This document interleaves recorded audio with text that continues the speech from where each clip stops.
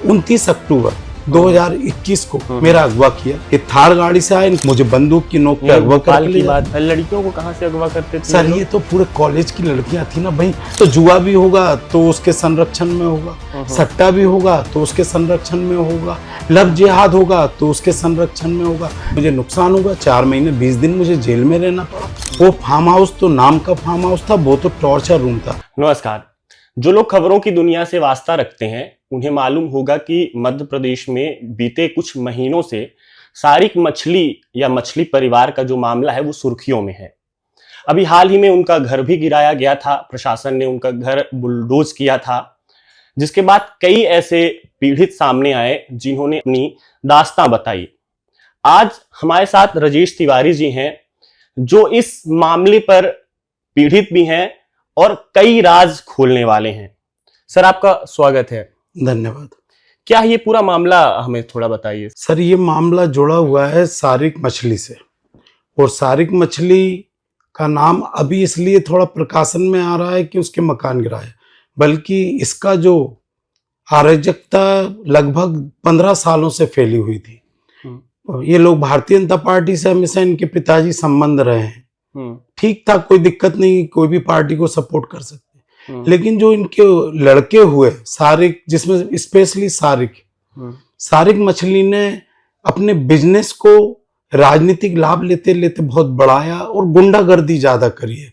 एक मंत्री जी का इनके पे बहुत जबरदस्त संरक्षण था, जिसके कारण ये किसी को भी दबाना, किसी को भी मारना, लव जिहाद करना, जमीनों पे अवैध कब्जा कर लेना, ये इनका काम बन गया था।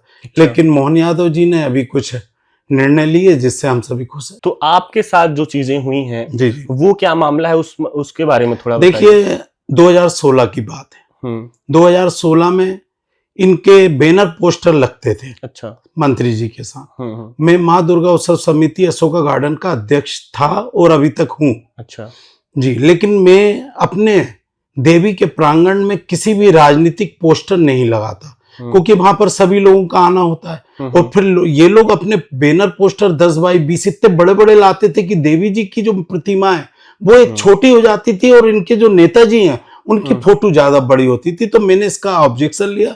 मैंने कि आप कोई से भी दादा हो, कोई भी बदमाश हो, मैं आपके बैनर पोस्टर इस चौराहे पे नहीं लगने दूंगा। और मैंने इनके पोस्टर नहीं लगने दिए। उसका नुकसान ये हुआ कि इन्होंने जस्ट 2 या 3 दिन के बाद ही मेरे ऊपर हमला किया। 2016 की बात था। सारिक मछली था, एक रिजवान था और एक शोएब अली था, है ना। इन लोगों ने मेरे ऊपर हमला किया, जानलेवा हमला किया। उसमें मेरी ये उंगली डैमेज भी हो गई थी। अच्छा, ये टेढ़ी, हाँ, जो टेढ़ी हो गई है, इन्होंने उंगली यहाँ से पूरी तोड़ दी थी मेरी उंगली, और मुझे मारा भी था। अच्छा, मैं थाने गया मुकदमा दर्ज कराने, इनके खिलाफ मुकदमा दर्ज कराया मैंने 324, 323, 506, 34 में। मैं मुकदमा दर्ज कराता हूँ तो इनके बॉस, बिग बॉस को मालूम पड़ता है, तो उन्होंने मेरे खिलाफ काउंटर केस उन्होंने कहा, और पुलिस ने भी मेरे खिलाफ 307 दर्ज करा दिया। और ये देखिए, उन लोगों ने जो चोट लगाकर स्वयं पहुंचे हैं, उसमें हमारे को अभी वकील ने कोर्ट के अंदर बयान दिया कि तीनों चोटें सामान्य लोकल चोटें। अच्छा। माने इन लोकल चोट, सामान्य चोट में 323 का केस बनता है। यदि मेरे ऊपर अपराध भी बन रहा था तो 323 का बनाते। लेकिन इन्होंने क्या करा, पुलिस विभाग तो बिल्कुल पंगु बन रहा था उस टाइम, और उसने 307 लगा दिया।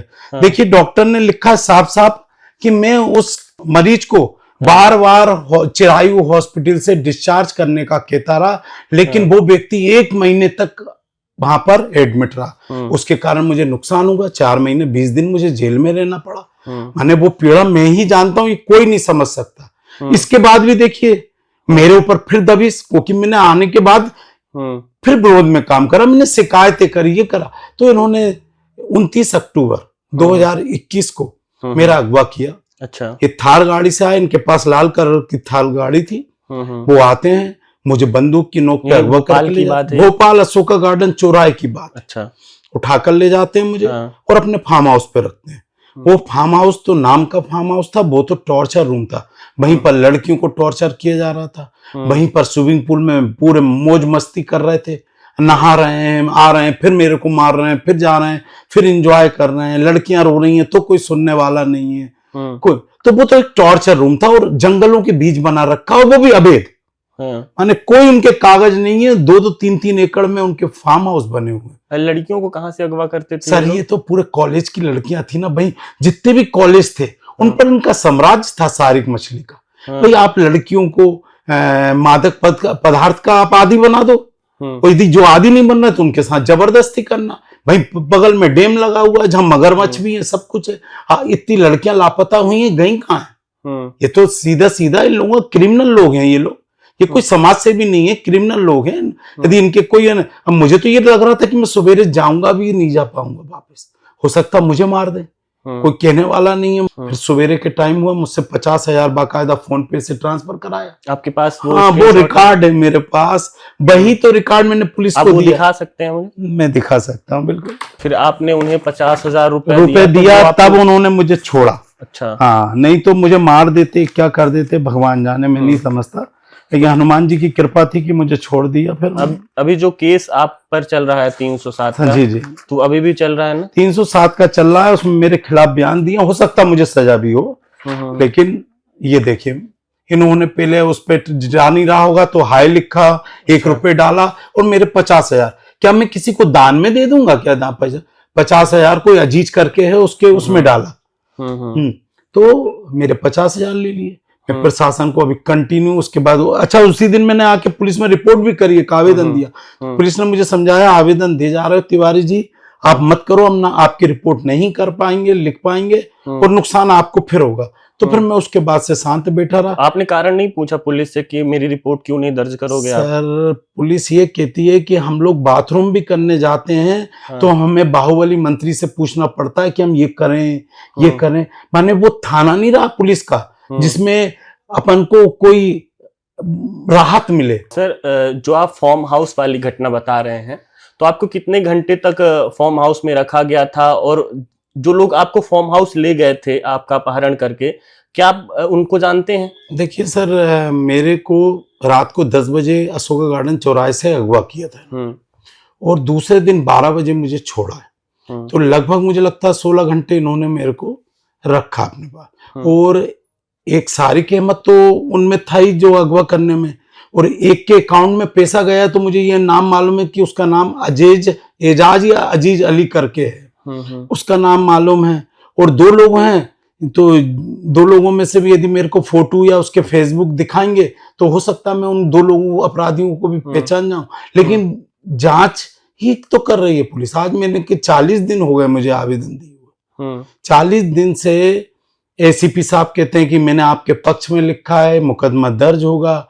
डीसीपी साहब किसी मंत्री के दबाव में, शशांक जी, वो उस रिपोर्ट को मानने को तैयार नहीं है। और मेरा आप लोगों से भी कहना है कि मैं यदि आवेदन देता हूं तो नियम के अनुसार 15 दिन के अंदर या तो मुझे बता दिया जाए कि आप रिपोर्ट आपकी झूठी है, आपकी रिपोर्ट नहीं की जाएगी। लेकिन आज 15 दिन नहीं, आज 40 दिन हो गए, वो ये भी नहीं कह रहे हैं कि आपकी रिपोर्ट नहीं लिखी जाएगी। और बस मुझे एक ही चीज बोला जा रहा है, जिस तरह अपन कोर्ट में सुनते तारीख पे तारीख, तारीख पे तारीख, तारीख पे तारीख सुनाई देती है, उसी तरह मैं जब जब अधिकारियों के पास जा रहा हूं तो सब लोग कह रहे हैं जांच चल रही है, जांच चल रही है, जांच चल रही है। ऐसा लग रहा है कि इसमें कोई बहुत बड़ी जांच बैठी हुई है। भाई मैंने आपको 50,000 का डॉक्यूमेंट्स दे दिया, मैंने आपको आई विटनेस दे दिया, मैंने उस टाइम की मेडिकल रिपोर्ट दे दी जो मेरे को पिटाई हुई थी, उसी टाइम की मैंने जो आवेदन दिया था थाने में वो आपको दे दिया। अब आप मुझसे क्या चाहते हैं जिससे मेरे को न्याय मिल सके? और यदि आप मुझे साफ साफ बता दें कि हम आपको न्याय नहीं दे पाएंगे तो मेरे पास और लाइन है, मैं डीजीपी साहब के पास जाऊं, इस क्षेत्र के मुख्यमंत्री जी के पास जाऊं कि सर आप एक जगह तो बोल रहे हैं कि हम इनको खत्म कर देंगे, भाई आपसे ज्यादा तो आपका बाहुबली मंत्री है जिसके कारण मेरी रिपोर्ट दर्ज नहीं हो पा रही। अभी आप मतलब ये चाहते हैं कि उनके ऊपर कार्रवाई हो सकती है? सर कौन नहीं चाहेगा, मेरी जगह आप भी होगे तो क्या इस अन्याय को सहन करोगे क्या? एक जगह आपके क्राइम ब्रांच बोलती है कि पीड़ित लोग सामने आए, और यदि पीड़ित सामने आ रहे हैं तो आप जांच के नाम पे उसको टरका रहे हैं, तो ये तो गलत है ना। आपको क्या लगता है कि कहाँ उनको मतलब मेरा जो केस है वो दबाया क्यों जा रहा है? सर क्या है, यदि मैं क्राइम ब्रांच में जाता तो मुझे न्याय मिल गया होता। क्राइम ब्रांच भोपाल की निष्पक्ष काम कर रही है, इसके कारण वहां पर जो भी अपॉइंट होता है वो उन्हीं की अनुशंसा पे, उन्हीं की दया कृपा पे तो वो अधिकारी क्यों चाहेंगे कि उनके लोगों को नुकसान पहुंचे? तो मेरा केस स्वाभाविक बात है इसी कारण वो नहीं। तो ये थे राजेश तिवारी जी, जिन्होंने अपनी आप बीती बताई। अभी ये चाहते हैं कि सारिक मछली और उनका जो पूरा परिवार है, जो उनका गिरोह है, उनके ऊपर जो पुलिस है वो कार्रवाई करे।